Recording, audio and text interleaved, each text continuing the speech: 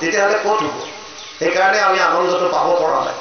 যদি আনন্দ লাগে তেতিয়াহ'লে শাস্ত্ৰৰ মতে যাব লাগিব, আৰু শাস্ত্ৰ কোনা শাস্ত্ৰ পঢ়িব? তাতো সমস্যা আহি গ'ল। ভুৰিনি ভুৰি কৰ্মানি শ্ৰোতব্যানি বিভাগছ, শাস্ত্ৰটো বহুত আছে। কোনোবাই আজিকালি ছ'চিয়েল মিডিয়াত সেইকাৰণে বিভিন্ন বেলেগ বেলেগ শাস্ত্ৰৰ উদ্ধৃতি দিয়ে, অমুকতটো লিখিছে এইটো, তমুকত এইটো লিখিছে। কিন্তু আচলতে শাস্ত্ৰ কোনখন শুনিব? তেতিয়া আপুনি ভাৰতীয় দৰ্শনত যাব লাগিব। কোনা শাস্ত্ৰ মানিব? যিকোনো বস্তু প্ৰমাণৰ কাৰণে ভাৰতীয় দৰ্শন শাস্ত্ৰই 4 ধৰণৰ মিনিমাম প্ৰমাণৰ কথা কৈছে। এক হৈছে প্ৰত্যক্ষ প্ৰমাণ, যেনে মই নিজে শুনিছোঁ, নিজে দেখিছোঁ, নিজে মই স্পৰ্শ কৰি চাইছোঁ, নিজে সোৱাদ লৈ চাইছোঁ, নিজে শুনি চাইছোঁ। 5টা জ্ঞানেন্দ্ৰিয়ৰ দ্বাৰা নিজে উপলব্ধি কৰা বস্তুটো প্ৰত্যক্ষ প্ৰমাণ বুলি কয়। মই নিজে দেখি আহিছোঁ, এইটো প্ৰত্যক্ষ। মই নিজ কৰ্ণৰ দ্বাৰা শুনিছোঁ, প্ৰত্যক্ষ। মই চুই চাইছোঁ, সেইটোৱে বস্তু, প্ৰত্যক্ষ। এটা হৈছে অনুমান। কোনোবা এঘৰ মানুহৰ সন্মুখত আহি 108 এখন লগাই দিলে, 108। আপুনি কি অনুমান কৰিব? যে সিহঁতৰ ঘৰত কোনোবা অসুস্থ, বেমাৰ হৈছে, এই 108 আহিছে। অনুমান আপোনাৰ, সত্য নহ'ব পাৰে। 108ৰ ড্ৰাইভাৰটো সিহঁতৰ ল'ৰাটোৰ বন্ধু হ'ব পাৰে। এইফালে আহিছিল কাৰোবাৰ ঘৰলৈ বেমাৰী থ'বলৈ, বন্ধুৰ ঘৰত সোমাই যাওঁ পাক এটা মাৰি। অনুমানটো শুদ্ধ নহ'ব পাৰে, উপমান। তই কুঁহিয়াৰ খাই পাইছনে? নাই পোৱা। কেনেকুৱা? মিঠা। মিঠা কেনেকুৱা? মই আজিলৈকে মিঠাটো গম নাপাওঁ। বোলে গুড়ৰ নিচিনা, চেনীৰ নিচিনা। তাৰ মানে চেনি বা গুড় খালে কুঁহিয়াৰ খোৱাটো নুবুজায়। এইটো এটা উদাহৰণ দিছে।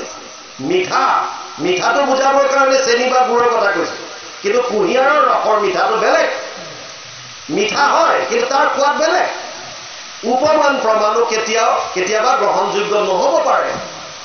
প্ৰত্যক্ষ প্ৰমাণ, দ্ৰোণাচাৰ্যই কুৰুক্ষেত্ৰত শুনিছিলে কি? অশ্বত্থামা হত, আৰু ধনুষৰ পেলাই দিলে। কোৱাজন যুধিষ্ঠিৰ, ধৰ্মৰাজ, মিছা কথা নকয়। কিন্তু যুধিষ্ঠিৰে কৈছিল কি? অশ্বত্থামা হত ইতি গজ, আৰু ইতি গজ কওঁতে তাত আছে সেইজনৰ, যিজনে লগে লগে ইচাৰা দিলে, ঢাক ঢোল মৃদংগ চব বজাই দিলে, দবা শংখ বজাই দিলে, পিছৰখিনি নুশুনিলে, দ্ৰোণাচাৰ্য পেলাই দিলে ধনুষৰ। অশ্বত্থামা হত, যুধিষ্ঠিৰে কৈছে। কিন্তু আচলতে সেইটো সত্য নহয়। অশ্বত্থামা হত সত্য, অশ্বত্থামা নামৰ এটা হাতী মৰিছে। কিন্তু দ্ৰোণাচাৰ্যই কি ভাবিলে? অশ্বত্থামা মানে মোৰ পুত্ৰ নিধন হ'ল, ধনুষৰ পেলাই দিলে। তাৰ মানে কেতিয়াবা প্ৰত্যক্ষ প্ৰমাণ গ্ৰহণযোগ্য নহ'ব পাৰে, অনুমান প্ৰমাণ সত্য নহ'ব পাৰে, উপমান প্ৰমাণ গ্ৰহণযোগ্য নহ'ব পাৰে। তেতিয়া ভাৰতীয় দৰ্শনে কৈছে এটা প্ৰমাণ আহিব, সেইটো সকলোৱে মানিব লাগিব যদি তেওঁ আস্তিক হয়। সেইটো হৈছে শব্দ বা শাস্ত্ৰ প্ৰমাণ। শাস্ত্ৰ, যদি শাস্ত্ৰ মানে তেতিয়াহ'লে তেওঁ আস্তিক বুলি ক'ব। যদি নামানে সনাতনী শাস্ত্ৰ, তেতিয়া তেওঁ নাস্তিক ক'ব। সেইকাৰণে জৈনিজিম, বুদ্ধিজিম, চাৰবাৰ, এওঁলোকে এই যিখিনি বেদৰ যিখিনি ওপৰত ভিত্তি কৰি শাস্ত্ৰ হৈছে, এইখিনি তেওঁলোকে নামানে। সেইকাৰণে তেওঁলোকক নাস্তিক কৈছে। এতিয়া শাস্ত্ৰ প্ৰমাণ বুলিতো ক'লে, কিন্তু কোনখন শাস্ত্ৰ মানিব? মহাপুৰুষ মাধৱদেৱো শাস্ত্ৰজ্ঞ আছিল, ঘোৰ শাস্ত্ৰজ্ঞ, এনেকুৱা নহয় একেবাৰে লাপি লুকা, পণ্ডিত। কিন্তু তেওঁ যেতিয়া বান্দুকাৰ পৰা আহি আছিল, বাটত শুনিলে যে মাকৰ অসুস্থ, নৰিয়াত পৰিছে। তেওঁ শাক্ত আছিল, শক্তি পূজা কৰে। গতিকে দেৱীৰ ওচৰত প্ৰাৰ্থনা কৰিছিল, হে দেৱী মা, মাক ভাল কৰি দিয়া, এযোৰ পাঠা ছাগলী, সেই একে ঘোষ, মাক ভাল কৰি দিয়া, পাঠা ছাগলী এযোৰ দিম। আৰু ঘৰ আহি পালে সি দেখিলে মাক সুস্থ। এতিয়া ডিউটি আহি গ'ল, পাঠা ছাগলী দিব লাগিব, এগ্ৰিমেণ্ট কৰা আছে, ফাঁকি মাৰিলে নহ'ব ভাই, চাইন কৰিছে এফিডেভিটত। ধনী জোঁৱাই আছিলে ৰামদাস। ৰামদাসক ক'লে যে তুমি পাঠা ছাগলী এটা পইচা লৈ যোৱা। ৰামদাসে ইতিমধ্যে গুৰুজনাৰ ওচৰত এক শৰণ হৰিনাম ধৰ্মত তেওঁ শৰণ ল'লে। সেইকাৰণে তেওঁ পাঠা আনি পেলাই বলি দিবলৈ ক'ত দিব? তেওঁ নুশুনা ভাও ধৰি ইফালে ঘূৰি আছে। ইফালে দুৰ্গা পূজা ওচৰ পালেহি, আৰু মহাপুৰুষ মাধৱদেৱক খং উঠি পেলাই ক'লে, হে ধোকৰা কুচিয়াৰ পু বুদ্ধিত পাগল, কিয় আনি নিদিয় পূজাৰ ছাগল? এদিনা উঠিল ৰামদাসৰ ওপৰত আৰু ক'লে, বোলে আমাৰ আগত দেখাও হ'ব চোখ, শংকৰক লগ পাৰিলে হয়তো লোট খোল, তোৰ হাও পাতি ওলাই যাব। কোন শংকৰ আছে যিজনে এখন হৰিনাম ধৰ্ম প্ৰৱৰ্তন কৰিছে, যিজনে কৈছে কোনো বলি চলি দিয়াৰ প্ৰয়োজন নাই, কেৱল নাম ল'লে হ'ব?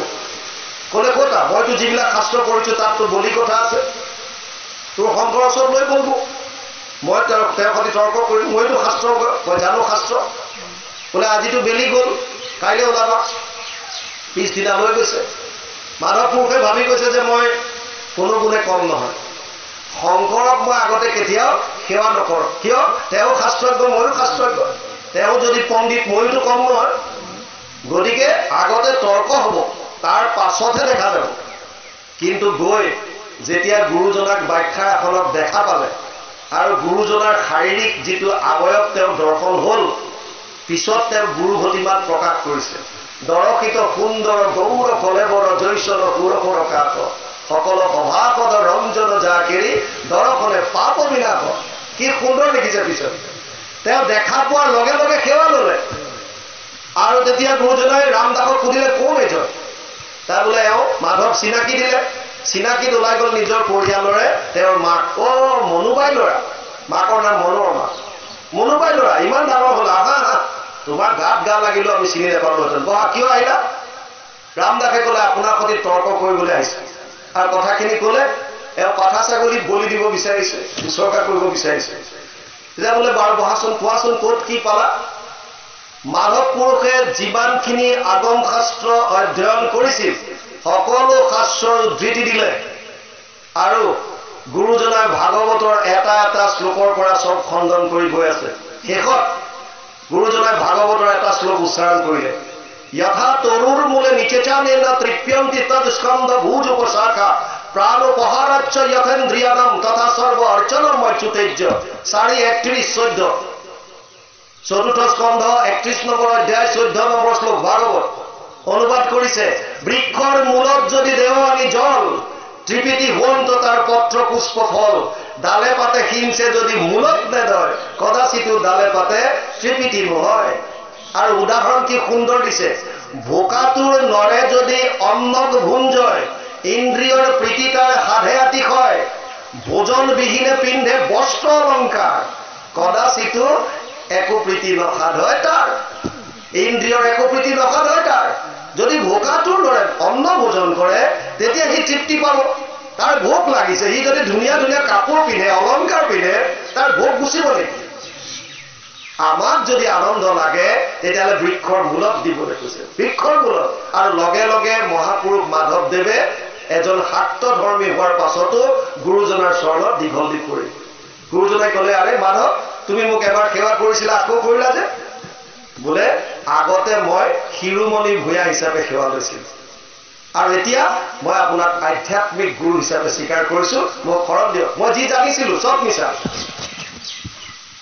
শুই থাকিলে মানুহক জগাবলৈ ভাল যদি সঁচাকৈ টোপনি গৈ আছে তাক আপুনি মাতি দিলে ঘপকে উঠিব মহাপুৰুষ মাধৱদেৱ তাৰ উদাহৰণ কিন্তু যদি আপুনি ল'ৰাটোক মাতি আছে সি সাৰ পাই পেলাই মোচকা মাৰিলে আপুনি যিমান জগাই থাকক সি এক্টিং মাৰি আছে ক'ৰ পৰা সাৰ পাব ইফালে ঘূৰিব এক্টিং চব গতিকে শাস্ত্ৰ পঢ়িলে নহ'ব তেতিয়া ভাৰতীয় দৰ্শনে ক'লে যে শাস্ত্ৰৰ 3টা প্ৰস্থান নিৰ্ধাৰিত কৰি দিলে যদি আপুনি প্ৰমাণ লাগে ভাৰতীয় দৰ্শন শাস্ত্ৰৰ 3টা প্ৰস্থান দিলে শ্ৰুতি প্ৰস্থান স্মৃতি প্ৰস্থান আৰু ন্যায় প্ৰস্থান এই 3টাৰ মাজত থাকিলেহে আলোচনা হ'ব সত্য বুলি প্ৰমাণিত হ'ব অনেক শাস্ত্ৰ আছে কাৰ কথা মানিব সেইকাৰণে 3টা প্ৰস্থান দিলে প্ৰথম দিলে শ্ৰুতি প্ৰস্থান শ্ৰুতি মানে বেদক কয় বেদৰ সাৰ মৰ্ম আছে তাৰ শেষৰ অংশটোক যাক বেদান্ত বুলি কয় যাক আমি উপনিষদ বুলি কওঁ আমি কথা পাতিছিলোঁ উপনিষদ বেদৰ সাৰ যদি আপুনি আত্মা পৰমাত্মাৰ বিষয়ে জানিব বিচাৰিছে উপনিষদ 11খন মুখ্য উপনিষদ আছে এয়া অধ্যয়ন কৰিব লাগিব অতি সুন্দৰ কেতিয়াবা বেদান্ত পঢ়িলে আপোনালোকে পাব শ্ৰুতি প্ৰস্থান বেদান্ত যদি বেদান্তত আছে সি প্ৰামাণিক হ'ব স্মৃতি প্ৰস্থান বেদৰ কথা সাধাৰণ মানুহে বাদ দিয়ক পণ্ডিতবিলাকেও বুজিব নোৱাৰিলে সেইকাৰণে যাৰ যেন মতি কৰে বেদৰ ব্যাখ্যা যোনে যাৰ যেনেকে মন গ'ল বেদক তেনেকে ব্যাখ্যা কৰিল কিছু দূৰদৰ্শী ঋষিয়ে সেইকাৰণে শ্ৰুতিৰ আলমত নিজৰ স্মৰণ শক্তি স্মৃতি শক্তিৰ দ্বাৰা আন কিছুমান গ্ৰন্থ ৰচনা কৰিলে স্মৃতি গ্ৰন্থ বুলি কয় তাৰ ভিতৰত এখন মহাভাৰত স্মৃতি শাস্ত্ৰ যেনে মনুস্মৃতি ইত্যাদি এয়া স্মৃতি মহাভাৰতৰ ভিতৰত ভীষ্ম পৰ্বৰ 25 অধ্যায়ৰ পৰা 42 অধ্যায়লৈ এই 18টা অধ্যায় সুকীয়াকে উলিয়াই আনিছে, নাম দিছে শ্ৰীমদ ভগৱত গীতা, যাক আমি গীতা বুলি কওঁ। এই গীতা মহাভাৰতৰ ভিতৰৰ বস্তু, এইটো বুজি লওক। গীতাখন মহাভাৰতৰ ভীষ্ম পৰ্বৰ 25ৰ পৰা 42 অধ্যায়লৈ 18টা অধ্যায় এজ ইট ইজ উলিয়াই আনিছে 700 শ্লোকৰ, নাম দিছে শ্ৰীমদ ভগৱত গীতা। এতিয়া স্মৃতি প্ৰস্থানত গীতাক ৰাখিছে। গীতা যদি গীতাত আছে তেতিয়াহ'লে আপুনি প্ৰামাণিক হিচাপে মানিব লাগিব, এইটো বাধ্য। এইটো শাস্ত্ৰীয় আমাৰ ভাৰতীয় দৰ্শনে কৈছে। আৰু কেতিয়াবা এতিয়া ডাঙৰ কথা হ'ল উপনিষদবিলাক পঢ়িলে ক'ৰবাত খেলি মেলি লাগে, ক'ৰবাত বৰুণক শ্ৰেষ্ঠ কৰি দিলে, ক'ৰবাত ইন্দ্ৰকে আত্মা বুলি দেখাই দিলে, কিবা দেখাই দিলে, খেলি মেলি লাগে। তাৰ জাজমেণ্ট দিবলৈ, ন্যায় দিবৰ কাৰণে ব্যাসদেৱে 555টা সূত্ৰ আন এখন গ্ৰন্থ ৰচনা কৰিলে, নাম দিলে ব্ৰহ্মসূত্ৰ। 555টা সূত্ৰ আছে তাত। আৰম্ভ কৰিছে অথতো ব্ৰহ্ম জিজ্ঞাসা, ব্ৰহ্ম কোন জানো আৰু, ব্ৰহ্ম নেকাত কয়। এটা সূত্ৰ অকণমান ব্ৰহ্ম কোন জন্মাদৈশ্বৰ্যত, প্ৰথম অধ্যায় 2য় সূত্ৰটোতে কৈছে, য'ৰ পৰা সৃষ্টি স্থিতি প্ৰলয় হৈছে। তাৰে বহুত ডাঙৰ ভাষ্য এইবিলাক কৰিছে। কিন্তু এটা ডাঙৰ কথা বুজক, 3টা প্ৰস্থান আহিল, শ্ৰুতি, বেদান্ত, উপনিষদ, স্মৃতি প্ৰস্থান গীতা, ন্যায় প্ৰস্থান ব্ৰহ্মসূত্ৰ। এতিয়া আচল তত্ত্ব বুজক। শ্ৰুতি প্ৰস্থান বেদান্ত, ইয়াত কোনো গণ্ডগোল নাই। কিন্তু যিজন ব্যাসদেৱে বেদৰ বিস্তাৰ কৰিছে, যাৰ কাৰণে কৃষ্ণ দ্বৈপায়ন বাদ্ৰায়ণৰ নাম বেদব্যাস হ'ল। বেদৰ বিস্তাৰ কৰাৰ কাৰণেতো তেওঁ বেদব্যাস হৈছে। ব্যাস মানে বিস্তাৰ কৰা। বেদব্যাস নামটো কিয় পাইছে? বেদৰ বিস্তাৰ কৰাৰ কাৰণে পাইছে। তেওঁৰ নাম কৃষ্ণ দ্বৈপায়ন বাদ্ৰায়ণ, তেওঁ বেদব্যাস বুলি কৈছে, বেদৰ বিস্তাৰ কৰিছে। সেইজন ব্যাসদেৱে ভাগৱতত লিখিছে, সৰ্ব বেদান্ত সাৰম হি শ্ৰী ভাগৱতম ইষ্যতে য়স্য ৰসামৃত তৃপ্তস্য নানান্যত্ৰ ৰতি ক্বচিৎ। 12, 13, 15 দ্বাদশ স্কন্ধ 13শ অধ্যায় 15 নম্বৰ শ্লোক ভাগৱত। অনুবাদ কৰিছে মহাপুৰুষ মাধৱদেৱে, ঘোষা 18 নম্বৰ পদ যোগা। সমস্ত বেদান্ত সাৰ মহাভাগৱত শাস্ত্ৰ, ইহাৰ অমৃত ৰস পায়, পৰম সন্তোষে পান কৰিলে যিজনে তাৰ অন্যত্ৰ ৰসত ৰতি নাই। তাৰ মানে শ্ৰুতি প্ৰস্থান যদি বেদান্ত হয়, বেদান্তৰো সাৰ হৈছে ভাগৱত, ব্যাসদেৱে লিখা কথা। গতিকে ভাগৱত এখন প্ৰামাণিক গ্ৰন্থ, আৰু স্মৃতি প্ৰস্থান গীতা এখন প্ৰামাণিক গ্ৰন্থ। ন্যায় প্ৰস্থান ব্ৰহ্মসূত্ৰ, গৰুড় পুৰাণত ব্যাসদেৱে লিখিলে অৰ্থয়ম ব্ৰহ্মসূত্ৰানাম। ভাগৱত গ্ৰন্থখন ব্ৰহ্মসূত্ৰৰ টীকা ভাষ্য। তাৰ মানে আমাৰ হাতত প্ৰামাণিক 2খন গ্ৰন্থহে আহিল। কি? শ্ৰুতি প্ৰস্থান বেদান্তৰ সাৰ ভাগৱত, ন্যায় প্ৰস্থান ব্ৰহ্মসূত্ৰৰ টীকা ভাষ্য ভাগৱত এখন হ'ল। এতিয়া স্মৃতি প্ৰস্থান গীতা। তাৰ মানে প্ৰামাণিক গ্ৰন্থ কি আহিল? গীতা। আৰু সেইকাৰণে কোনোবা মহাপুৰুষে লিখি থৈ গ'ল শাস্ত্ৰৰ উত্তম কি বুলি। আপোনালোকে জানে চবে শাস্ত্ৰৰ উত্তম গীতা ভাগৱত। গীতা ভাগৱত যদি শাস্ত্ৰৰ উত্তম হয়, তেতিয়াহ'লে প্ৰামাণিক গ্ৰন্থ গীতা ভাগৱতত কি লিখিছে সেইটোৱে মানুহক আৰু বেলেগ কি বিচাৰিব লাগে, বুজি পালে নাই? যদি শাস্ত্ৰৰ উত্তম গীতা ভাগৱত হয়, প্ৰামাণক আপোনালোকক মই প্ৰমাণ কৰি দেখুৱাই দিওঁ। 2023ত গুজৰাটত আমাক নিমন্ত্ৰণ দিছিল, শংকৰ জন্মোৎসৱ পাতিছিল। তাত আমাৰ অসমৰ যিসকল বাসিন্দা তাত আছে, অইলত কাম কৰা ইত্যাদি কৰি, তেওঁলোকে বৰ ডাঙৰকৈ পাতে শংকৰ জন্মোৎসৱ। অসমৰ পৰা আমাক নিমন্ত্ৰণ দিছিল, নিৰ্দিষ্ট বক্তা হিচাপে আমি গৈছিলোঁ। আৰু তাত এখন হৰিনাম ধৰ্ম, সনাতন ধৰ্মৰ 3 প্ৰস্থানৰ ভিতৰত যে প্ৰামাণিক এই তত্ত্বটো গ্ৰন্থৰ পৰা উদ্ধৃতি সহকাৰে আমি 2 ঘণ্টীয়া ভাষণত দিয়াৰ কাৰণে চেষ্টা কৰিছোঁ। আপোনালোকে ইউটিউবত ৰন্তু শইকীয়া গুজৰাট বা আহমেদাবাদ বুলি মাৰিলেও সেই ভাষণটো শুনিবলৈ পাব। মই তেতিয়া আপলোড কৰিছিলোঁ অডিঅ' খালি। ইউটিউবত মই ভিডিঅ' খুব কম দিওঁ, এই বাকীবিলাক ইউটিউবাৰবিলাকে আহি লয়, মই খুব কমেই দিওঁ, অডিঅ'বিলাক থাকে। তাত কোৱা গৈছিলে যে প্ৰমাণটো, এতিয়া শাস্ত্ৰৰ উত্তম যদি গীতা ভাগৱত হয়, তেতিয়াহ'লে গীতাত কি কৈছে আৰু ভাগৱতে কি কৈছে, এই 2টা বস্তু মানিলে শেষ। গীতা 700 শ্লোক, গীতা এটা মাত্ৰ শ্লোক কৈছে ধৃতৰাষ্ট্ৰই। যুদ্ধৰ প্ৰাক মুহূৰ্তত ব্যাস আহিছিল ধৃতৰাষ্ট্ৰৰ ওচৰলৈ, আৰু ধৃতৰাষ্ট্ৰক কৈছিল যে হে পুত্ৰ, যুদ্ধ হোৱাটো নিশ্চিত হৈ গ'ল যদি যুদ্ধখন নিজ চকুৰে চাব বিচাৰিছা তোমাক মই দিব্য দৃষ্টি দিম তুমি ঘৰত থাকি কুৰুক্ষেত্ৰৰ যুদ্ধখন চাব পাৰিবা ধৃতৰাষ্ট্ৰই ক'লে যে আৰু ইমান দিন গ'লে আৰু এতিয়া এই যুদ্ধৰ বিভীষিকা মই নিজ চকুৰে চোৱাৰ মোৰ ইচ্ছা নাই মানসিকতাও নাই কিন্তু মই জানিব বিচাৰিম যুদ্ধত কি হৈ আছে ঘৰত থাকি এইকাৰণে যদি আপুনি ইচ্ছা কৰে মোৰ সাৰথী মোৰ মন্ত্ৰী সঞ্জয়ক দিব্য দৃষ্টি দিওঁ আৰু তেতিয়া সঞ্জয়ক ব্যাসদেৱে দিব্য দৃষ্টি দিয়ে চাওক আমাৰ বহুতো বিজ্ঞানীয়ে কয় যে শাস্ত্ৰবিলাকক একো কাম নাই আমি প্ৰায় কওঁ যিটো লাইভ টেলিকাষ্ট দূৰদৰ্শনৰ কথা এতিয়া তেওঁলোকে উদ্ভৱ কৰিছে এইটো দেখোন ৫,৫০০ বছৰ আগত সঞ্জয়ে লাইভ টেলিকাষ্ট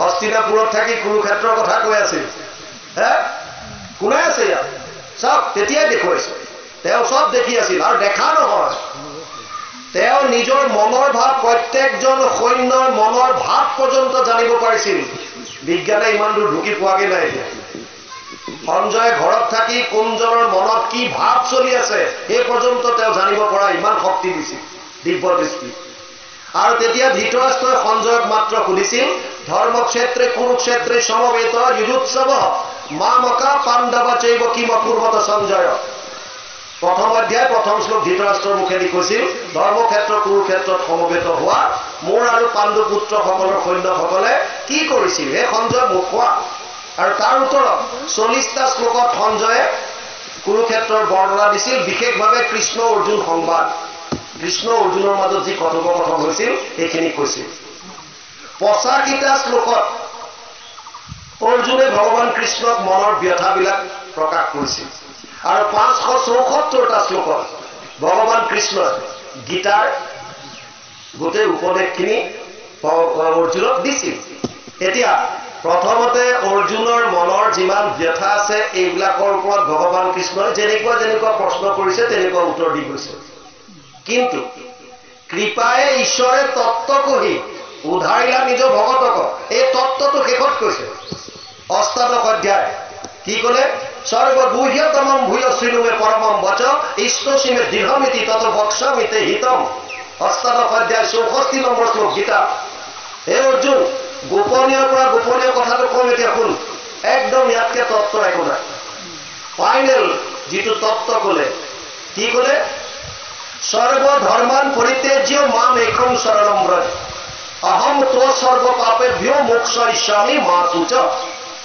অষ্টাদশ অধ্যায় ৬৬ নম্বৰ শ্লোক সৰ্বধৰ্ম এৰি এক শৰণ সাক্ষাৎ সুদৃঢ় বিশ্বাসে সখী লৈ কোৱা মাত নকৰিবা ভয় হেৰা কৰো অংগীকাৰ সমস্ত পাপত মই কৰিব নিস্তাৰ ফাইনেল সিদ্ধান্ত গীতাত দি থৈ গৈছে এক শৰণৰ কথা এতিয়া অতি দুখৰ কথা চাওক আজিলৈকে ৫,৫০০ বছৰ আগত ভগৱান কৃষ্ণই অৰ্জুনক এক শৰণৰ কথা কোৱাৰ পাছতো পৃথিৱীত বা ভাৰতত ইমানবিলাক ধৰ্ম প্ৰৱৰ্তক আহিল কোনেও এই এক শৰণৰ কথা গুৰুজনাৰ আগলৈকে কিন্তু বুজাই দিবলৈ ইচ্ছা নকৰিলে এতিয়াও বহুতে ভাগৱতৰ গীতাৰ এইটো শ্লোক উচ্চাৰণ কৰে কিন্তু সত্য শুদ্ধ কথাটো মানুহক বুজাই নিদিয়ে যে একত শৰণ ল'লে হ'ব এই কথাটো মানি ল'লেতো চেছ যে গীতাত লিখা আছে গীতা এখন প্ৰামাণিক গ্ৰন্থ শ্ৰুতি প্ৰস্থান স্মৃতি প্ৰস্থানৰ গ্ৰন্থ এখন গীতা আৰু গীতাত আছে যে ফাইনেল দিছে তাত যে একত শৰণ লোৱা আৰু গুৰুজনাই এক শৰণ হৰিনাম ধৰ্মৰ এক শৰণ বস্তুটো গীতাৰ অষ্টাদশ অধ্যায় ৬৬ নম্বৰ শ্লোকৰ পৰাই আনিছে আৰু হৰিনাম ধৰ্ম বহুতে কৈছে নাম বস্তুভাগ গুৰুজনাই পদ্ম পুৰাণৰ সহস্ৰ নামৰ পৰা আনিছে সত্য ইয়াত মিছা একো নাই কিন্তু আমাৰ কথা হৈছে যদি শাস্ত্ৰৰ উত্তম গীতা ভাগৱত হয় তেতিয়া গীতা ভাগৱতৰ ওপৰত থাকিব ভাগৱতে কি কৈছে ১৮,০০০ শ্লোক ৩৩৫টা অধ্যায় ৫,৯৬,০০০ শব্দ শেষত কৈছে লাষ্টৰ শ্লোক ১৮,০০০ শেষৰ শ্লোক নাম সংকীৰ্তনম যস্য সৰ্ব পাপ প্ৰণাশনম প্ৰণাম দুঃখ সমানাত্তম নমামি হৰিম পৰম ১২, ১৩, ২৩ দ্বাদশ স্কন্ধ ত্ৰয়োদশ অধ্যায় ২৩ নম্বৰ শ্লোক ভাগৱত শেষৰ শ্লোকটোত ক'লে নাম সংকীৰ্তনৰ দ্বাৰাই সমস্ত পাপৰ পৰা উদ্ধাৰ পাব পাৰি আৰু সেইকাৰণে আমি সেইজন হৰিকে নমন কৰোঁ। ভাগৱত সামৰিছে তাত। তেতিয়াহ'লে গুৰুজনে যি এখন হৰিনাম ধৰ্ম আনিছে, ই গীতা আৰু ভাগৱতৰ সাৰ হয়নে নহয় কওক? কিন্তু আমাক এই কথাটো বুজাই নিদিয়ে। কিয়? বুজাই দিলে বহুতে ধৰ্মৰ নামত যিবিলাক ব্যৱসায় কৰি আছে, এই ব্যৱসায়বিলাক বন্ধ হৈ যাব। আপুনি যদি নিজৰ মাজতে আইক এগৰাকী লগ হৈ, বাপ কিজন লগ হৈ, জন্মৰ পৰা মৃত্যুলৈকে যদি সমস্ত কাম যদি গাঁৱতে কৰিব পাৰে, তেতিয়াহ'লে বাকী কিছুমান মানুহৰতো দিগদাৰ লাগি যায়। বুজি পাইছে না? সেইকাৰণে সত্য শুদ্ধ কথাটো আমাক বুজাই নিদিয়ে, আৰু তাৰ কাৰণে আমি ভয় খুৱাই দিয়ে, এইটো নকৰিলে এইটো কৰ, এইটো কৰ। এটা ল'ৰাই ছোৱালী এজনী বিয়া কৰাই আনিলে, বিয়া কৰাই আনি প্ৰত্যেক দিনা ভয় খুৱাই, এইটো কৰ, নহ'লে এতিয়া পানী গৰম কৰ, নহ'লে, আৰু পিছৰটো নকয়, নহ'লে বুলি কৈ ৰৈ যায়। ঘৈণীয়েকে ভাবে নহ'লে ডাঙৰ ঘটনা হৈ যাব পাৰে, ডিভোৰ্চ দিব পাৰে, মাৰি পেলাব পাৰে, কাটি পেলাব পাৰে, নহ'লে বুলি ৰাখি দিয়ে।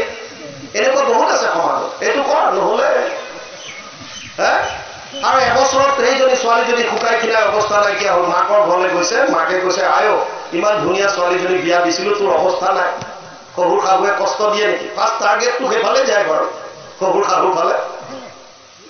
ক'লে নহয়, মোৰ শহুৰ শাহু অতি মৰমীয়াল, তহঁতৰ নিচিনাকে মৰম কৰে, নিজৰ ছোৱালীৰ নিচিনাকে মৰম কৰে। তই খিনাইছ কিয়? কৈছে যি হৈছে তোৰ জোঁৱাইৰ কাৰণে হৈছে। জোঁৱাই কি কৰে? প্ৰত্যেক দিনা ভয় খুৱাই। কি বুলি কয়? এইটো কৰ, নহ'লে, হয়তো কৰ, নহ'লে। তই সোধনে নাই, নহ'লে কি? বোলে এইটো সুধিবলৈকে তোৰ সাহস হোৱা নাই আজিলৈকে। বুজি পাইছে নাই? সেইকাৰণে যি কৰিবলৈ কয় তাকে কৰি আছে। মাক বাপেকে বোলে চিন্তা নকৰিবি, আমি তোৰ লগত যাম, আৰু তোৰ ঘৰৰ আশে পাশে লুকাই থাকিম। তোক যদি কাইলৈ কেতিয়া কোনোবা সময়ত কৈ দিয়ে এইটো কৰ, নহ'লে, তই চিধা একদম ধৰি ল'বি, নহ'লে কি? উভতি ধৰিবি। আৰু কিবা কৰিবলৈ তাৰ সাহস নাই, আমি আছো, আমি ওলাই আহিম, লুকাই থাকিম তোৰ ঘৰৰ আশে পাশে। বৰ ঠাণ্ডা বতৰ আছিল, ৰাতি শুই আছে। ৰাতিপুৱা সময়ত ব্ৰহ্মপুৱাতে গিৰিয়েকে ঘৈণীয়েকক ধৰিলে, নহয় শুই আছো এতিয়ালৈকে, যা পানী গৰম কৰ, নহ'লে। ঘৈণীয়েকে অলপ গমেই পাইছে ওচৰতে মা দেউতা আছে লুকাই কেনেকুৱা, আৰু সেইকাৰণে সেইদিনা নিৰ্ভয় হৈ কৰিছে, নহ'লে কি? গিৰিয়েকে কৈছে, নহ'লে মই নিজে গৰম কৰি লওঁ। শেষ, খেল শেষ, এবছৰৰ ভয়ৰ কাৰণ শেষ।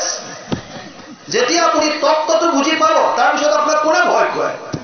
নিজে নিজে ভয়াতুৰ হৈ যাব চব। কিন্তু আমি ভয় কৰোঁ, সেইকাৰণে আমাৰ সুবিধা হৈছে, এইটো কৰ, কিটো কৰ, কিটো কৰ, কিটো কৰ, আৰু যি কৰিবলৈ কৈছে সেইটো কৰি আছো।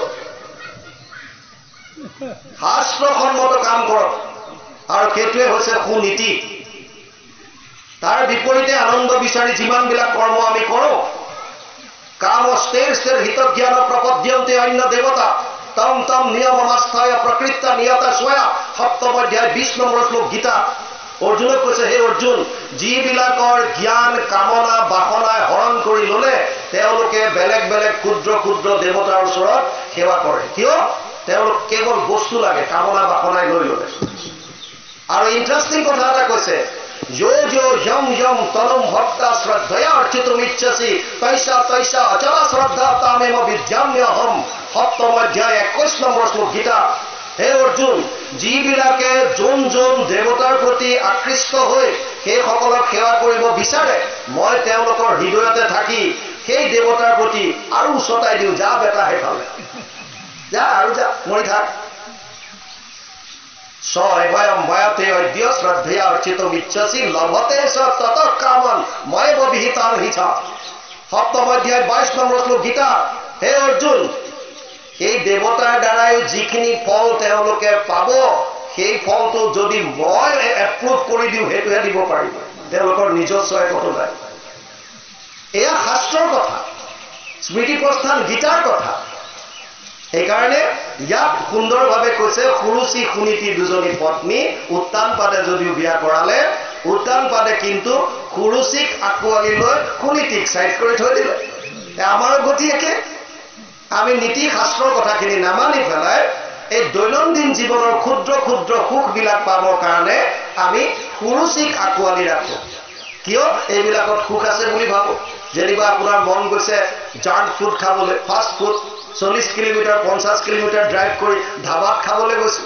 কিয়? খাই আনন্দ লাগিব। কিন্তু ইণ্টাৰেষ্টিং কথা, ইয়াত থাকিলেও তৃপ্তি নাপায়, ভিতৰলৈ গ'লেও নাপায়। কেৱল মুখৰ মাজত এই জিভাত লাগি থকা সময়কণেহে তৃপ্তি। তাকো খাই আহোঁতে আকৌ নতুন দিনৰ প্লানিং হৈ যায়, আজিতো বৰ ভাল লাগিল, অহাবাৰ কিন্তু আমি অমুকত যাম মানে তুমি তৃপ্তি পাইছিলা সেয়া শেষ সেইটো চিৰদিন নাথাকে সেইটো খুব তাতেই শেষ আকৌ নেক্সট প্লানিং হৈ গ'ল অমুকত খাবলৈ যাব লাগিব এইবিলাক হৈছে কেৱল ৰুচি সম্পন্ন কাম সেইবিলাকে আপোনালোকক পৰম আনন্দ দিব নোৱাৰে ইয়াত কৈছে কায় বাক্য মনে শয়নে ভোজনে উত্তানপাত নিপতি সুনীতিত কৰি সুৰুচিৰ সংগে বঢ়ালে অধিক প্ৰীতি উত্তানপাতে কাৰ প্ৰতি প্ৰীতি বঢ়ালে সুৰুচি আমাৰ গতি একেই হৈ আছে আৰু তাৰ পাছত পাছে সুৰুচিৰ পুত্ৰ এক ভৈল ৰাজাৰ স্নেহ একান্ত আতি দায়াতৰে গণাই পঢ়াই তাৰে উত্তম নাম থৈলন্ত সুৰুচিৰ পৰা এটা সন্তান হ'ল নাম থলে উত্তম কৰ্ম কৰিলেতো ফল পাবই নাহি কচ্চিত চৰমপি জাতু তিষ্ঠত্য কৰ্মকৃত কাৰ্যতে হি অৱশ্য কৰ্ম সৰ্ব প্ৰকৃতি জেৰ গুণে তৃতীয় অধ্যায় 5 নম্বৰ শ্লোক গীতা হে অৰ্জুন কোনো মানুহে কাম নকৰাকে থাকিব নোৱাৰে আপুনি সুনীতিৰ পক্ষত কৰক সুৰুচিৰ পক্ষত কৰক কৰ্মটো কৰিবই লাগিব আৰু কৰ্ম কৰিলে তিনি ধৰণৰ ফল পাব অনিষ্ট মিষ্ট মিশ্ৰম ত্ৰিবিধা কৰ্মনা ফলম ভৱতি ত্যাগিনাম প্ৰত্য নাতু সন্ন্যাসিনা ক্বচিত অষ্টাদশ অধ্যায় 12 নম্বৰ শ্লোক গীতা তিনি ধৰণৰ ফল আছে প্ৰত্যেকটো কৰ্মৰ বিপৰীতে অনিষ্টম মানে বেয়া বা পাপ ইষ্টম মানে ভাল বা পুণ্য আৰু মিশ্ৰিত মানে পাপ পুণ্যৰ মিশ্ৰণ তিনি ধৰণৰ ফল আমি ভোগ কৰিব লাগে এইকাৰণে ভাল কৰক বেয়া কৰক ফলটো পাবই সুৰুচিৰ কৰ্ম সুৰুচিক আঁকোৱালি লৈ ৰুচি সম্পন্ন কাম কৰিলেও ফল এটা পাব যেনে আপুনি ধৰি লওক কিবা এখন আঞ্জা খাই ভাল পায় তৰকাৰী যদি সেইখন বনাইছে তেতিয়া আপোনাক অলপ সময় হলেও মনটো ভাল লাগিব আপুনি টিভি চিৰিয়েল এখন ভাল পায় ধৰি লওক শাহু বোৱাৰী কাজিয়াই হওক সন্ধিয়া 7টা বজাৰ লগে লগে ধৰক টিভি ওচৰত বহি গ'ল কিয় এই শাহু বোৱাৰী কাজিয়া আহিব এতিয়া এটা কথা কিন্তু ইণ্টাৰেষ্টিং কথাটো বুজি লওক যিটো বস্তু চাই আপোনাৰ ভাল লাগে আপোনাৰ মনত সেই বস্তুটো পুৰা জাম হৈ আছে সেইটো বুজি লওক আপোনাৰ মনত সেইটো বস্তু জাম হৈ আছে সেইকাৰণে সেইটো চাব বিচাৰিছে এইটো কথা শুনিব বিচাৰে যিটো আপোনাৰ ভিতৰত আছে যদি ইয়াত পবিত্ৰতা হয় তেতিয়াহ'লে পবিত্ৰৰ ফালে মন যাব সুচিতাৰ ফালে মন যাব যদি ইয়াত ভগৱতময় হয় ভাগৱতৰ কথালৈ মন যাব যদি ইয়াত কপটতা আছে তেতিয়াহে সন্দেহী গিৰিয়েক ঘৈণীয়েকৰ কিবা সংশয় শাহু বোৱাৰী কাজিয়া কাৰোবাৰ দুটাই কথা পাতি থাকিলেও ভাগৱতৰ কথা যিমানেই নকওক কিয় কাণখন সিফালেহে যাব চেৰিংকে কিয় থিয়েটাৰ চাই আছে বহুতো মানুহে আগত দুটা মানুহে বিয়াত কথা পাতি আছে দুগৰাকী মহিলাই পিছৰটোৱে কৈছে বাইদেউ আমি একো শুনা নাই দেই তেওঁ ঘূৰি পেলাই কৈছে তুমি শুনিবলগীয়া কথা পতা নাই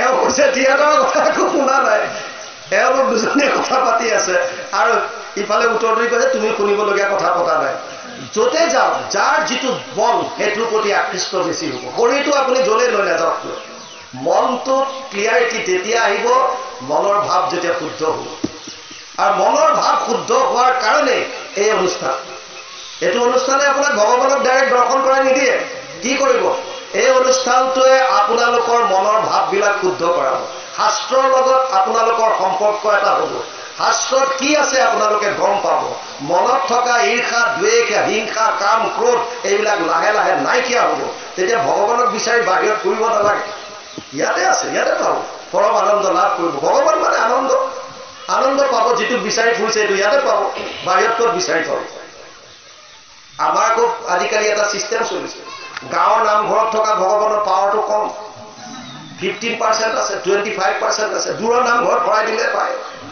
এটা বহুত যায় হয় নহয় কওক সত্য কথা আমাৰ গাঁৱত থকা নামঘৰ ভাগত বিশ্বাস নাই কিয় এইটো নামঘৰৰ পাৱাৰ কম আছে অমুকত গৈ ভৰাই দিলে এটা মত আহে বিষ্ঠাৰ গৰ্তত যিটো কীট আছে বিষ্ঠাৰ গৰ্তত লেটিনৰ গাঁতটোত যিটো কীট আছে তেওঁৰ শৰীৰত যিজন ভগৱান বিৰাজমান ব্ৰহ্মাৰ শৰীৰত যিজন বিৰাজমান আপোনাৰ মোৰ শৰীৰত যিজন বিৰাজমান এজনে অহম সৰ্বেষু ভূতেষু ভূতাত্মানাম অৱস্থিত সদা তম অৱজ্ঞায় মাম মৰ্ত কুৰুতে অৰ্চ বিড়ম্বনম 3:29-21 কপিলে কৈছে দেৱহতী মাকক কৈছে মা মই সমস্ত শৰীৰত প্ৰাণীৰ শৰীৰত বিৰাজমান হৈ আছো আৰু মোক বাদ দি মানুহবিলাকে মূৰ্তি পূজা কৰি আছে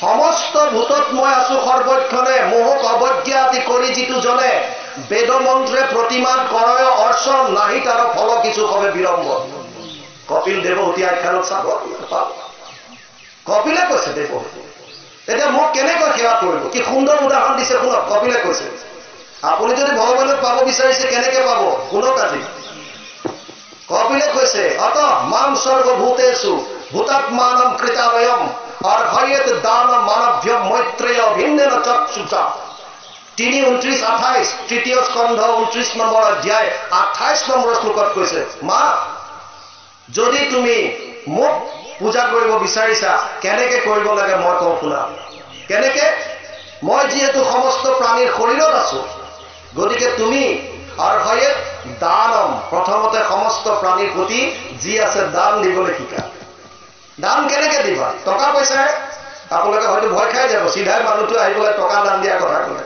আমাৰ হাতত যদি 10 টকীয়া 5খনো থাকে কোনোবাই যদি ডনেশ্যন বিচাৰি আহিল আমি তাৰ মাজতো পুৰণাখন চাওঁ এইখনহে দিম নতুনখন নিদিওঁ দান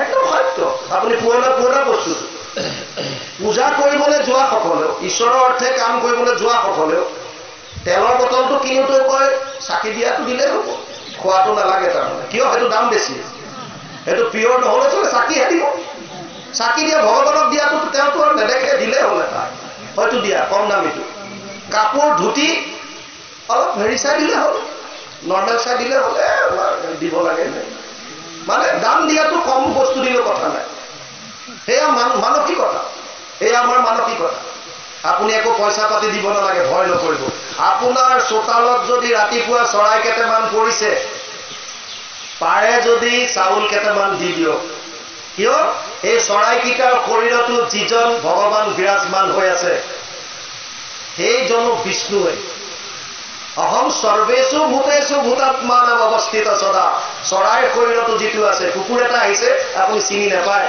ক'ৰ কুকুৰ নাজানে পাৰে যদি তাকো আহাৰ মুঠি দিয়ক বিষ্ণুময় জ্ঞান কৰি যায় দেখা আপোনাৰ গাঁৱত কোনোবা এজনৰ বিপদ হৈছে টকা পইচা দি সহায় কৰিব পৰা নাই আপুনি কাষত গৈ থিয় হৈ কওক চিন্তা নকৰিবি আমিবিলাক আছো অভয় দাম দিয়ক আপুনি ডাক্তৰৰ ওচৰত কৈছে ডাক্তৰজনে যদি আপোনাক চাই মেলি গমো পায় যদি ইয়াৰ বেমাৰটো অলপ মাৰাত্মকে হ'ল কিন্তু ডাক্তৰজনে যদি কৈ দিয়ে আপুনি কি চিন্তা কৰিছে 3 দিনৰ ঔষধ দিছো যাওক ভাল হৈ যাব এইটো একো নাই নৰ্মেল এইটো 60% 80% বেমাৰ আপোনাৰ এনেই তাতে ঠিক হ'ব আপুনি ভাল হৈ আহিল কিয় অভয় দান দিয়ক কায়িকভাৱে যদি পাৰিছে শাৰীৰিকভাৱে কৰক যদি বিত্তৰে পাৰিছে আপুনি যিখিনি আৰ্ণ কৰে তাৰ এটা অংশ দিব লাগে 5 ভাগ কৰি বিভাগিবে নিজ বিত্ত 5 ভাগ কৰি এটা অংশটো ঈশ্বৰতহে দিবলৈ কৈছে আপুনি যিমান পাৰে দিয়ক 1 গুণ লগাইলে সহস্ৰ গুণ হয় সেইটো লিখা আছে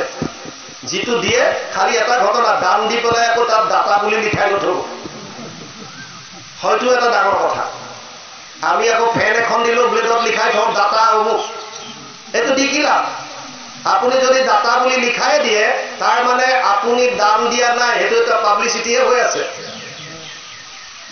আপুনি তেতিয়া ভগৱানৰ পৰা দানটোৰ একো ফল পাবলগীয়া নাই কিয় আপুনি নিজে ফলটো পাই আছে যদি দান দিয়ে আপুনি বস্তুটোত নিজৰ মোহ হেৰক এজন ৰজাই ৰথত ব্লেংকেট অলপ লৈ গৰম বস্ত্ৰ লৈ ৰাজ্য ভ্ৰমণ কৰিছে ঠাণ্ডাত যদি কোনোবা আছে তেওঁলোকক দান কৰিব বিভিন্নজন তেনেকৈ থকা ব্যক্তিক দান কৰি আহি আছে এজন সন্যাসীয়ে জুই অকণমান ধৰি লৈ তাৰ কাষত বহি আছে ৰজাই ভাবিলে এজনৰ গাত বস্ত্ৰ নাই গতিকে এওঁ নিশ্চয় ঠাণ্ডাত আছে সেইকাৰণে ব্লেংকেট এখন দিওঁ আহি পেলাই ঋষিজনক এখন ব্লেংকেট দিলে ঋষিজনে ব্লেংকেটখন লৈ জুইত জাপি দিলে জুইত জাপি দিয়াৰ লগে লগে ৰজাই জুইৰ পৰা ব্লেংকেটখন উঠাই আনিলে আৰু ঋষিজনক কৈছে কেনেকুৱা তুমি মানুহ পাগল নেকি মই তোমাক দান দিছো আৰু তুমি জুইত দি দিলা ঋষিজনে কৈছে আপুনি মোক বস্তুটো দাম দিয়াই নাই মানে মইতো আপোনাক দিলো আপুনি কায়িকভাৱে মাত্ৰ দিছে মোহটো এৰিব পৰা নাই যদি মোক দিলে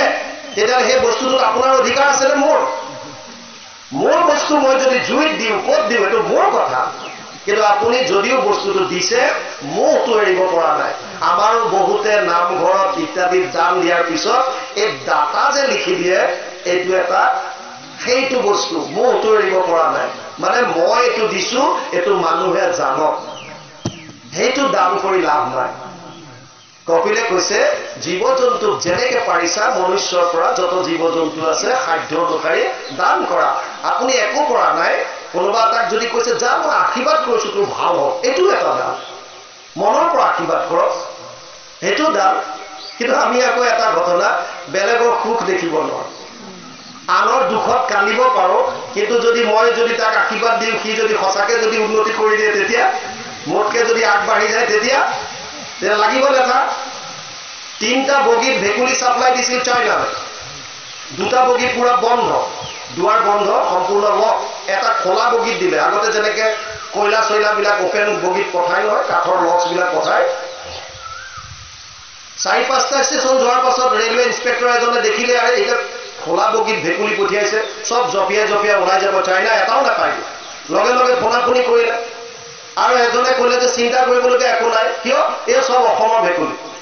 অসমৰ ভেকুলী হলে কিয় চিন্তা কৰিব নালাগে, ইহঁত নজপিয়াব নেকি? বোলে নাই নাই, এটা যদি ওপৰলৈ উঠিব বিচাৰে, 2টাই ভৰিত ধৰি তাক নমাই দিব। আমাৰ গতি একে। আপোনাৰ গাঁৱত কোনোবা এজন ল'ৰা বা ছোৱালী যদি উন্নতি হৈছে, 10টা মানৰ পিছত লাগি যাব তাক কেনেকৈ অপবাদ উলিয়াব পাৰি, কেনেকৈ তাক তললৈ নামাব পাৰি, কেনেকৈ সি আগবাঢ়িব নোৱাৰে তাক কেনেকৈ লেং মাৰি পেলাব পাৰি, এইবিলাকত আমি আছো। আপুনি বেলেগৰ দুখত কান্দি দিয়াটো একো ডাঙৰ কথা নহয়, বেলেগৰ সুখত প্ৰাণ খুলি হহাৰ অভ্যাসটো কৰি চাওক। নোৱাৰো আমি, মনত কপটতা আছে, কপটতা। কপিলে কৈছে দান কৰা, দান অভয় দান দিয়া, একো যদি নাই টকা পইচা পাৰিলে দিয়া, মানুহক সহায় কৰা, ভাল কথা, কিন্তু তাৰ পৰা বিনিময় নিবিচাৰিবা। দাতব্যম ইতি য়দ দানম দিয়তে অনুপকাৰিণে দেশে কালে চ পাত্ৰে শতব দানম সাত্বিকম স্মৃতম। 7দশ অধ্যায় 20 নম্বৰ শ্লোক গীতা। দান দি পেলাই তাৰ পৰা বিনিময় বিচাৰিব নালাগে। আমাৰ আকৌ কয় যে অমুকৰ সিহঁতৰ ছোৱালী বিয়াত সোণৰ আঙুঠি দি থৈছো, মই চাম নহয় মোৰ ল'ৰা বিয়াত কি দিয়ে। সেইটো কাৰণতে দিছিলা বিনিময়, এইটো দি থৈছিলো, মোৰ ল'ৰা কি বিয়াত কি দিয়ে মই চাম। তাৰমানে যদি নিদিয়ে তোমাৰ লগত সম্পৰ্ক শেষ, খেলা শেষ। সেইটো দান আমাৰ। এটা কৈছে মান, মান দিয়া, মান সন্মান। অমানিনা মানদেনা ত্ৰিনাদপি সুনিচেনা তৰুণিব সহিষ্ণুনা অমানিনা মানদেনা নিত্যদা কীৰ্তয়ন্তু হৰি। নিজকে এডাল বনতকেও সৰু বুলি ভাবিবলৈ দিছে। মহাপুৰুষ শ্ৰীমন্ত শংকৰদেৱ শিৰোমণি ভূঞা হোৱাৰ পাছতো নিজক কৃষ্ণৰ কিংকৰ বুলি কয়। কিংকৰ শব্দৰ সাধাৰণ অৰ্থ চাকৰ বা দাস। মহাপুৰুষ মাধৱদেৱে নিজক দাসৰ দাস, টানত দাস হলো আমি বুলি কয়। কিমান নিজকে সৰু বুলি ভাবে। আৰু আমি গলে আমাৰ কাৰণে চেয়াৰখন সুকীয়া লাগিব, বেলেগৰ লগত সমানে নবহোৱাই, তাৰ লগত একেলগে বহিব নোৱাৰো, কিয় মোৰ স্পেচিয়েল হয়তো অলপ বেলেগ। মান অমানিনা মানদেনা, নিজে মান নিবিচাৰিব, বেলেগক দিয়ক। আৰু কৈছে দানম মানৱ্য মৈত্ৰেয়, মৈত্ৰতাৰ ভাৱ, বন্ধুত্বৰ ভাৱ।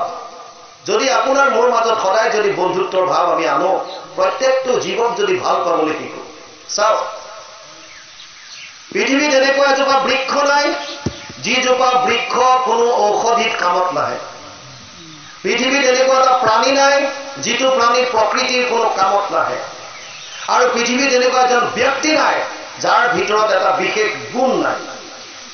আপুনি মই হয়তো চিনিব নোৱাৰিব পাৰো, তেওঁৰ গুণটো নাজানিব পাৰো, সেইটো আমাৰ দোষ। কিন্তু তেওঁৰ ভিতৰত এটা বিশেষ গুণ থাকিব। কিন্তু আমাৰ দোষটো এটা, আমি গাধ ঘোঁৰা মাছ কাছ চবকে খেজুৰৰ ওচৰত লৈ গৈ উবাই থাকো, উঠ গছত উঠ, ক'ৰ পৰা উঠিব? মাছ গাধ কাছ চব উঠিব পাৰিব নেকি? এখন গাঁৱত এটা ল'ৰা আছিল, অতি কুৰূপ, দেখিবলৈ অত্যন্ত বেয়া। গাঁৱৰ মানুহেতো তাক ঠাট্টা কৰে, মাক বাপেকেও কৰে। মাক বাপেকে কয় কি পাপৰ ফলত তই আমাৰ ঘৰত জন্ম হলি। সেই কণমানিটোৰ কাৰণে তাতকে দুৰ্ভগীয়া আৰু কি থাকিব পাৰে। যিখন ঘৰত মাক বাপেকে প্ৰতিটো মুহূৰ্তত তাক ঠাট্টা কৰে যে তই আমাৰ পাপৰ ফলত আমাৰ ঘৰত জন্ম ললি বুলি, সেই ল'ৰাটোৰ কেনেকুৱা অৱস্থা, মানসিকতা কেনেকুৱা হ'ব, ই কিমান মানসিক চাপত উঠিছে ভাবক। তাক কোনেও লগত নিদিয়ে, মাক বাপেকে কেতিয়াও বাকীকেইটা ল'ৰা ছোৱালীক লৈ যায়, তাক নিদিয়ে।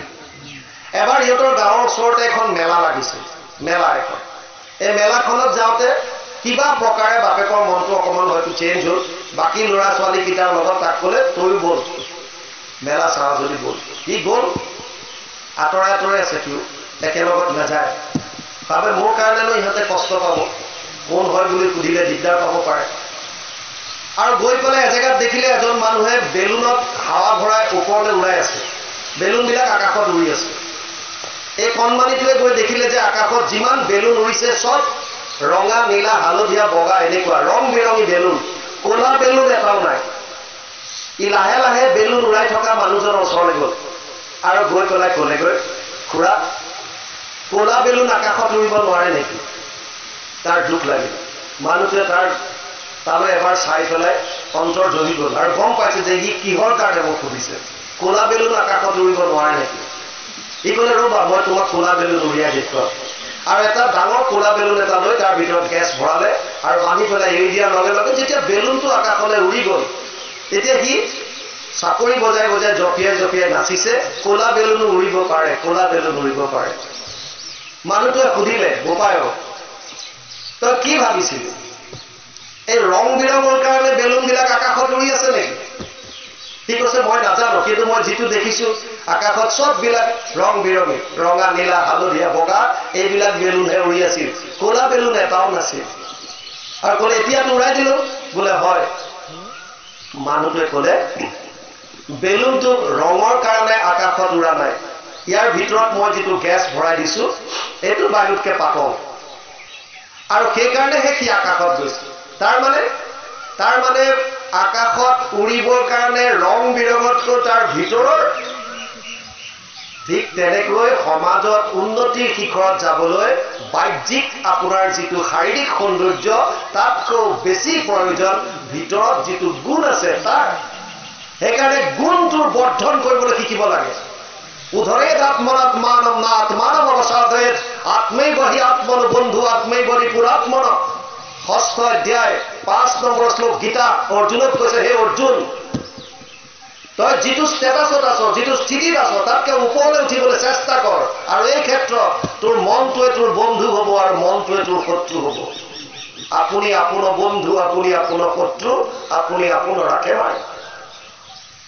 সেইকাৰণে কপিলে মাকক কৈছে, মা যদি মোক পূজা কৰিব বিচাৰিছা, মোক যদি সেৱা কৰিব বিচাৰিছা, তেতিয়াহ'লে সমস্ত প্ৰাণীৰ প্ৰতি প্ৰথম দান দিবলৈ শিকা, দ্বিতীয় মান দিবলৈ শিকা, তৃতীয় বন্ধুত্বৰ ভাৱ ৰাখিবলৈ শিকা, চতুৰ্থ অভিন্নেন চক্ষুষা, ভিন্নভাৱে মোক নাচাবা।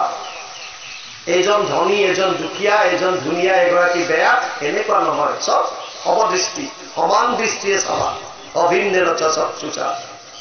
আৰু এই কথাখিনি যদি আমি বুজি লওঁ, তেতিয়াহ'লে সেইগৰাকী সুনীতি হ'ব। আপুনি সুনীতিক তেতিয়া আঁকোৱালিব। যেতিয়ালৈকে নাজানিব তেতিয়ালৈকে আমি সুৰুচিক লৈ পাগল হৈ আছো। কেৱল ধন, টকা, পইচা, শৰীৰটো সজোৱা পৰোৱা ইত্যাদি ব্যস্ত। আৰু যিয়ে নহওক, সুৰুচিক আঁকোৱালি লোৱাৰ পাছতো সুৰুচিৰ এটি সন্তান হ'ল, নাম দিলে উত্তম। উত্তম যিটো স্থায়ী নহয়, পিছত যক্ষৰ হাতত মৃত্যু আছে। আপুনি ৰুচিৰ পৰা পোৱা ফলবিলাক ক্ষণস্থায়ী হয়। অলপ সময় মোবাইলটো চাই আনন্দ পালে, সেইখন সময়তে শেষ। তাৰ বিপৰীতে আপোনাৰ কৰিবলগীয়া নীতিগত কৰ্মখিনি, পঢ়িবলগীয়া পাঠখিনি পিছুৱাই গ'ল, সেইটো আপোনাক পিছুৱালৈ লৈ গ'ল। সেইকাৰণে ইয়াত কৈছে, সুৰুচিক আঁকোৱালি লোৱাৰ পাছতো সুৰুচিৰ পৰা এটি সন্তান পালে, নোপোৱা নহয়। ৰুচি সম্পন্ন কৰি ফল পাব, কিন্তু খন্তেকীয়া। আৰু সুনীতিৰ পৰাও, দুৰ্ভাগা সুনীতি তাহান্তু নিপতি পুত্ৰ এক উপৰজিলা, সৰ্বাংগে সুন্দৰ দেখি নিপবৰ তালত ধ্ৰুৱ নামত হইলা।